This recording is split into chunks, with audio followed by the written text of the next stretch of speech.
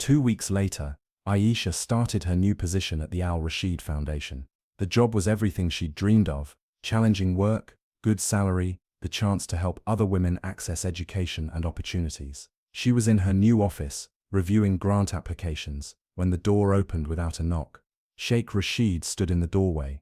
"We need to talk," he said. Aisha looked up calmly. "Do you have an appointment? Don't play games with me. My mother hired you to humiliate me." "Your mother hired me because I'm qualified," Aisha corrected. "If you feel humiliated, that's your own doing." Rashid closed the door and approached her desk. "You think you're clever, don't you? Recording me, threatening to expose me." "I think I'm someone who refuses to be a victim," Aisha said. "There's a difference. I could have given you everything. You could have given me things," Aisha corrected. "Not the same as everything." Rashid stared at her, frustration evident. "What is it you want? Money? A better job than this? Name your price." Aisha stood up, her amber eyes meeting his directly. "That's your problem. You think everything has a price, that everyone can be bought. But some things can't be purchased, Sheikh Rashid. Respect, dignity, real love, those things you have to earn." "I don't need lectures from a maid's daughter," Aisha finished. "Is that what you were going to say?" She walked around her desk. "You want to know what I want? I want to live in a world where a man doesn't think he can own a woman because he's rich. Where my mother can work without fear of being fired if her daughter won't sleep with her employer's son. Where women like me don't have to record conversations just to protect ourselves." She moved closer. "I want you to look at me and see a person, not a possession. To look at my mother and see someone who deserves respect, not invisibility. To understand that being born wealthy doesn't make you superior, it just makes you luckier." Rashid was silent. "Can you do that?" Aisha asked. "Can you see me as an equal?" For the first time Rashid really looked at her, not at her beauty, not at her body, not as something to acquire. He looked at her eyes, her posture, her unshakable confidence, and perhaps for the first time in his life, he felt small. I don't know," he admitted quietly. "Then we have nothing more to discuss," Aisha said, returning to her desk. "Please close the door on your way out." 3 months passed. Aisha thrived at the foundation, reviewing hundreds of applications from young women across the Emirates seeking education grants. Her mother continued working at the palace, but with a newfound confidence. Word had spread about what happened, and the staff looked at Grace Williams differently now, with respect. One evening, Aisha was leaving the office late when she found Rashid waiting by her car. "I'm not here to cause trouble," he said immediately, hands raised. Can we talk? Please?" Aisha crossed her arms but nodded. "I've been seeing a therapist," Rashid said. "My mother insisted after everything. She said I needed to understand why I treat people the way I do. And it's been eye-opening. Painful, but eye-opening." He looked down. "I've been thinking about what you said, about seeing people as possessions. You were right." "I know," Aisha said simply. "I've apologized to my wives, really apologized. Started actually talking to them, asking about their lives. I'm trying to be better." "Good for you. I wanted to apologize to you too, properly. What I did was wrong. The way I spoke to you, about you, the threats, all of it. You deserved respect, and I gave you the opposite." Aisha studied him. He looked different, less arrogant, more human. "Thank you," she said. "I accept your apology. I also wanted to tell you that I made a donation to the foundation, in your mother's name, full scholarship fund for children of domestic workers." Aisha's eyes widened. "You did what?" "It's the least I could do. Your mother has worked for my family for years. She deserves recognition." For the first time, Aisha smiled at him. A real smile. That's actually really wonderful. I can never undo what I said, how I treated you both," Rashid continued. "But I can try to be someone different going forward, someone better. We could all stand to be better," Aisha said softly. 2 years later, Grace Williams retired from housekeeping. The scholarship fund that Rashid had started in her name had grown to over 2 million dirhams, providing education for hundreds of children of domestic workers. At her retirement party, held at the foundation, Grace gave a speech that brought everyone to tears. "For 7 years, I cleaned floors and felt invisible," she said. "But I was never invisible to my daughter, and when someone tried to treat her like she was invisible too, like she was nothing, she showed them what we're really made of. Not gold or jewels, dignity, strength, self-worth. In the audience, Rashid sat next to his mother. He'd changed. He'd divorced his second wife amicably. She'd been having an affair anyway, and had started actually building a relationship with his first wife. He was working at the foundation too now, learning about privilege and responsibility. He'd never pursued Aisha again. He understood now that she was never meant to be his. She was meant to be exactly what she was: free. What about you?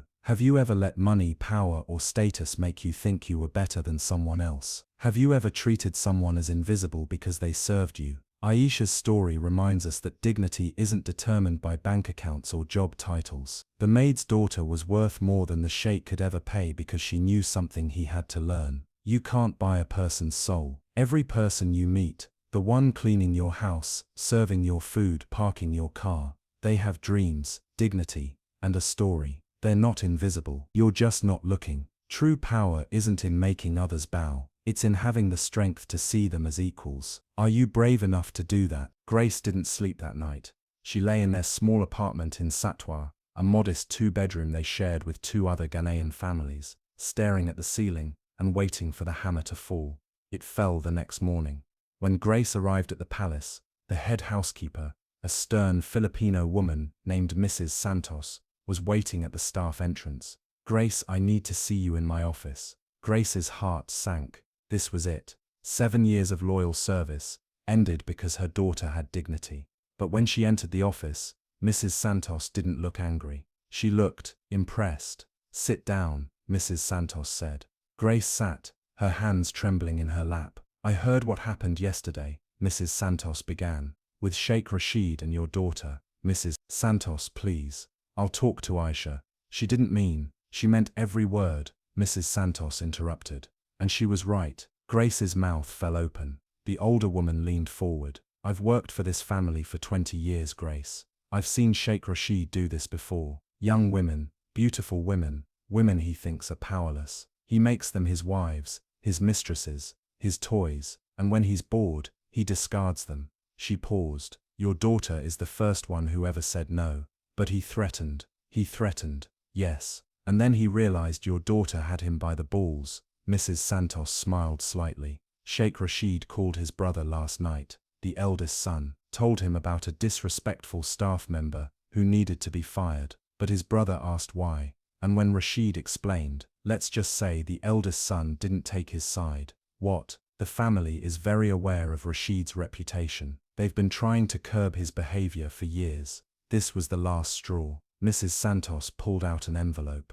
"This is from Sheikh Mariam, the family matriarch. She wants to meet your daughter." Grace took the envelope with shaking hands. Inside was a handwritten note on cream-colored stationery. "Mrs. Williams, I would like to meet the young woman who had the courage to say no to my son. Please bring Aisha to tea tomorrow at 3 p.m. She has nothing to fear." Sheikh Mariam. Aisha wore her best outfit to the palace the next day, a tailored navy dress, modest but professional, her natural hair styled in an elegant updo. She walked through the palace beside her mother, this time not as a visitor to the break room, but as a guest summoned by the matriarch herself. Sheikh Mariam received them in her private sitting room, a beautiful space with Persian rugs, floor-to-ceiling windows overlooking the gardens, and artwork worth millions on the walls. The sheikha was 72, elegant in a cream-colored abaya and hijab, with sharp, intelligent eyes that missed nothing. "Sit, please," she said in perfect English,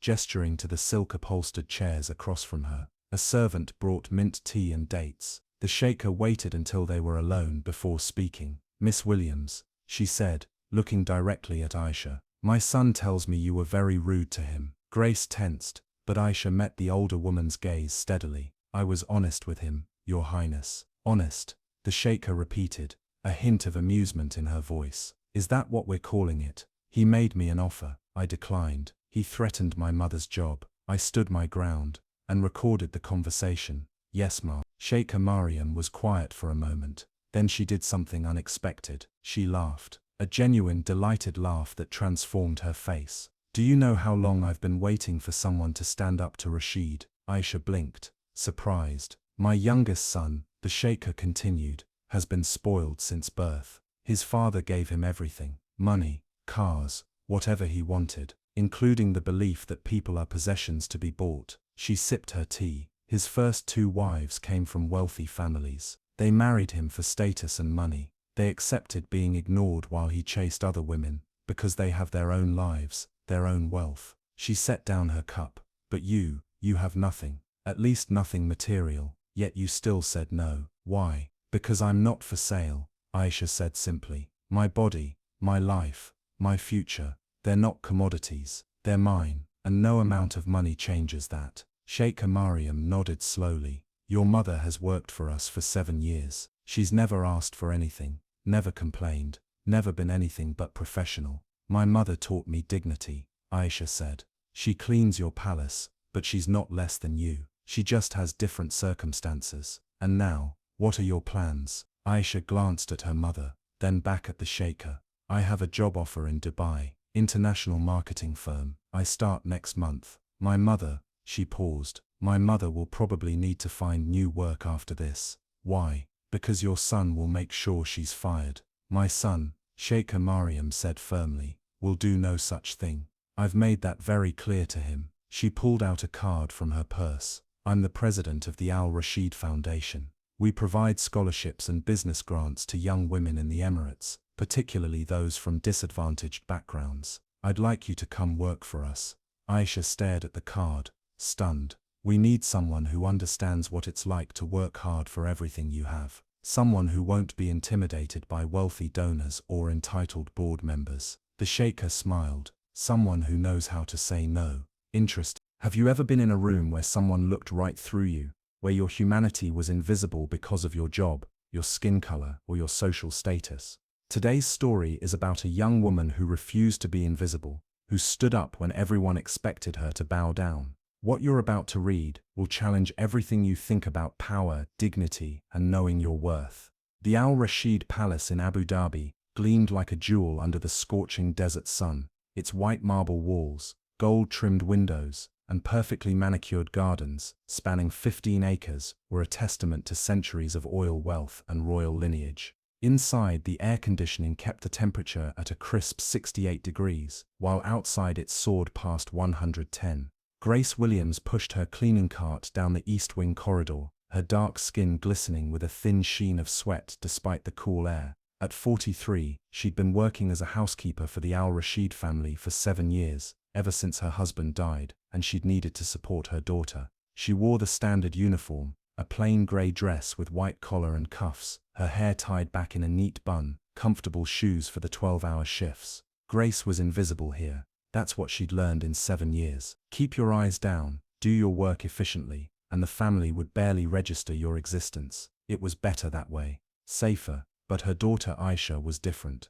Aisha Williams, 22 years old, had recently graduated from the American University of Sharjah with a degree in international business. She was beautiful in a way that made people stop and stare. Rich dark skin that glowed like polished mahogany, natural curly hair she wore in a crown of twists, amber eyes that seemed to see right through pretense, and a smile that could light up a room. She was tall, confident, and carried herself with a dignity that came from knowing exactly who she was. Grace had raised her daughter to be educated, to dream bigger than cleaning palaces. But Aisha had come to visit her mother at work today, bringing lunch during her mother's break. That's when Sheikh Rashid Al Mansour saw her. He was 38, the youngest son of the Al Rashid family, with 2 wives already and a reputation for collecting beautiful things, cars, watches, horses, and women. He wore a pristine white kandura, a gold Rolex, and an expression of perpetual boredom that came from having everything and valuing nothing. Rashid had been walking through the corridor when he spotted Aisha sitting in the staff break room, visible through the open door. She was laughing at something her mother said, her head thrown back, completely unself-conscious. He stopped, stared, then he walked into the break room without knocking. Grace immediately stood up, her lunch forgotten, her head bowing automatically. Your Highness, I apologize, my daughter was just, who is she? Rashid interrupted, his eyes never leaving Aisha. Aisha had stood too, but not in deference. She stood the way someone stands when an uninvited guest enters their space. Her chin was up, her gaze direct. I'm Aisha Williams, she said calmly. Grace's daughter, Williams, Rashid repeated, walking closer. He circled her slowly, appraisingly. the way one might examine a horse at auction. American, American-born. My mother is from Ghana originally. Interesting, Rashid said, though his tone suggested he found her interesting the way one finds an exotic pet interesting. You're quite beautiful, unusual, thank you, Aisha said flatly, her tone making it clear the compliment meant nothing to her. Grace shifted uncomfortably. Your Highness, we were just finishing lunch. I'll return to work immediately. How old are you? Rashid asked Aisha, ignoring Grace completely. 22. Educated. I have a degree in international business from IUS. Rashid's eyebrows raised slightly. Impressive. For a maid's daughter, the condescension in his voice was palpable. Aisha's jaw tightened but her expression remained neutral. Your mother has served my family well, Rashid continued. She's loyal, hard-working, knows her place. He paused, his eyes trailing over Aisha with an intensity that made Grace's stomach turn. I could use someone like you. I'm not looking for housekeeping work, Aisha said coolly. Rashid laughed. No, not housekeeping, something much better. He stepped closer, close enough that Grace could smell his expensive cologne. I'm looking for a third wife, someone young, beautiful, exotic. You would want for nothing, jewels, clothes, your own apartment in the palace, a generous allowance. The silence that followed was deafening. Grace's face had gone ashen. Your Highness, please, my daughter is not. I'm giving her an opportunity, Rashid said, his voice hardening. Most girls in her position would be grateful. Her position. Aisha's voice was quiet but sharp as a blade. Yes, Rashid said, oblivious to the danger in her tone. The daughter of a servant. No prospects, no family wealth, no connections. I'm offering you a life of luxury. All you have to do is say yes. Aisha looked at him for a long moment, really looked at him. At his expensive clothes that cost more than her mother's annual salary, at his casual arrogance, his assumption that everything and everyone had a price, at the way he'd walked into this room like he owned it, because he did. He owned this room, this palace, maybe even thought he owned the people who worked in it. Then Aisha smiled, not a friendly smile, a smile that showed teeth. No. Rashid blinked as if he'd misheard. Excuse me, I said no, Aisha repeated, her voice steady and clear. Thank you for the offer, but I'm not interested in being your third wife, or your fourth, or your anything. Grace grabbed her daughter's arm. Aisha, please, Mama, let me handle this, Aisha said gently, then turned back to Rashid. I'm sure you're used to people saying yes to you, but I'm not most people. Rashid's face had darkened. Do you understand what you're refusing? The life I'm offering you. I understand perfectly, Aisha said. You're offering me a gilded cage. Beautiful, expensive, but still a cage. You're offering to make me an object in your collection, something to show off to your friends. Look at my exotic third wife, you'd say. Isn't she beautiful, and so grateful? How dare you? How dare you? Aisha's voice rose for the first time. You walk in here like you're doing me a favor, like I should be thankful that you've noticed me, like my only value is in how well I decorate your palace. Grace was trembling now, terrified of the consequences, but Aisha continued. I have a degree. I speak 4 languages. I've already received 2 job offers from international companies. I have dreams, goals, a future I'm building with my own hands. And you think I should give all that up to be wife number 3, to share you with 2 other women, to wait around hoping you'll visit my apartment this week? Rashid's hands had clenched into fists. No one spoke to him this way, ever. You're making a mistake, he said, his voice low and dangerous. Your mother works for my family. 1 word from me, and she loses her job. Then where will you be? Grace gasped, but Aisha stepped forward, her amber eyes blazing. Are you threatening my mother because I won't sleep with you? I'm showing you the reality of your situation, Rashid said coldly. You have no power here. You are nothing. Your mother is nothing. I could destroy both of you with a phone call. Then do it, Aisha said, and her voice was fearless. Fire my mother. Blacklist us. Use all your wealth and power to punish a woman who dared to say no to you. Show everyone exactly what kind of man you are. Aisha, stop, Grace pleaded, tears streaming down her face. But Aisha didn't stop. She pulled out her phone. I'm recording this conversation, she said. I started recording the moment you walked in here, so go ahead, threaten us again. Fire my mother for refusing to pimp out her daughter. I'm sure that will look great when I send it to every newspaper and human rights organization in the UAE. Rashid's face went from red to white. You wouldn't dare try me, Aisha said, her finger hovering over the send button. I have nothing to lose, but you have a reputation, business deals, political connections. How would it look if people knew the great Sheikh Rashid al-Mansour threatens women who reject his advances? For the first time in his life, Rashid al-Mansour felt powerless. This girl, this nobody, this maid's daughter, had outmaneuvered him. You'll regret this, he said quietly, then turned and walked out. The moment he was gone, Grace collapsed into a chair sobbing. What have you done? We're finished. We'll be deported. Aisha knelt beside her mother, wrapping her arms around her. No, Mama, we're not finished. We're finally free.